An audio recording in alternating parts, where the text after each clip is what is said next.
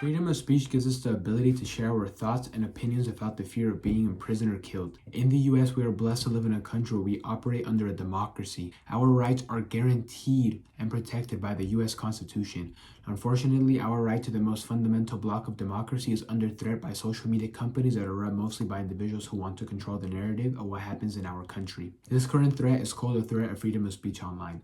As long as you are not spreading misinformation online that is illegal or that could potentially cause harm to other individuals or property, you should be able to do so freely. And if you are banned for doing these things, there should be algorithms put in place that can show you why you were banned exactly.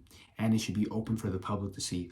Regardless, I chose to talk about this for my final project because I feel as if there is a lack of awareness on this topic. According to why is freedom of speech important, the threat of freedom of speech online is a problem for the continuation of the US democratic experience because freedom of speech, regardless of if it's in person or online, is essential in a functioning democracies, and this is a fact. One of the best ways of passing information is through communication, and you can't communicate if you don't have the liberty to express yourself freely.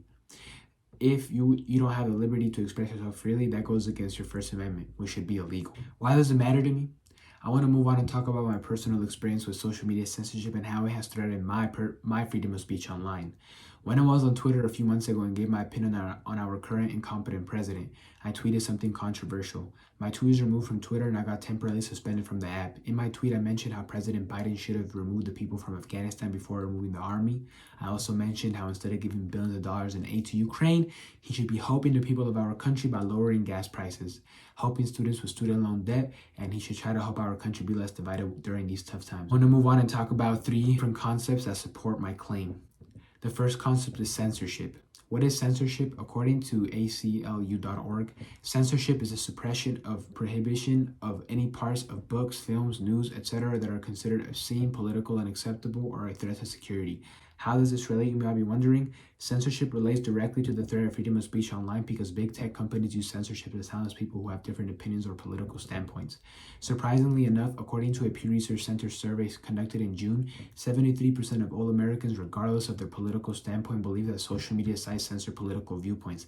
It should also come as no surprise that a whopping 9 in 10 Republicans and independents who lean towards the Republican Party say it's at least somewhat likely that social media companies and platforms censor political viewpoints they find objectionable, which is up slightly from 85% in 2018. The second important concept that I want to talk about is polarization. What is polarization, you might be wondering? According to polarization.org, political polarization is a divergence of political attitudes away from the center towards ideological extremes. Most discussions of polarization in political science consider polarization in the context of political parties and democratic systems of government. How does this relate? Again, you might be wondering. Political polarization relates directly to the threat of freedom of speech online because it influences individuals who lean far right or far to the left on what should be spoken of online. According to hewlett.org, political individuals that lean far left and far right use polarization to manipulate the masses into falling victim to misinformation online. The third concept I want to talk about is propaganda. According to Britannica.com, propaganda is information, especially of a biased or misleading nature, used to promote or publicize a particular political cause or point of view. How does this relate? According to journalsagepub.com, propaganda relates to the threat of freedom of speech online because big tech companies allow tweets that support certain political parties to reach more people. Certain tweet reaches more people and has a lot of retweets. You are more likely to support it as correct. Vice versa, that is a form of political propaganda.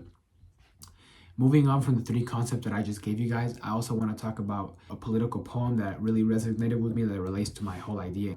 It's so great, I quote, "It's so great to be able to breathe again. It's so great to be able to talk again. It's so great to be able to walk around freely and be inspired again.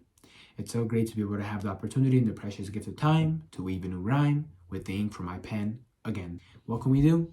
In conclusion, in order to prevent the threat of freedom of speech online from becoming a bigger and more significant issue, we must act quickly and effectively by boycotting social media applications until they make a change. Social media platforms should have an algorithm put in place to let individuals know why they are banned or censored, and it should be open for everyone on the internet to see for themselves.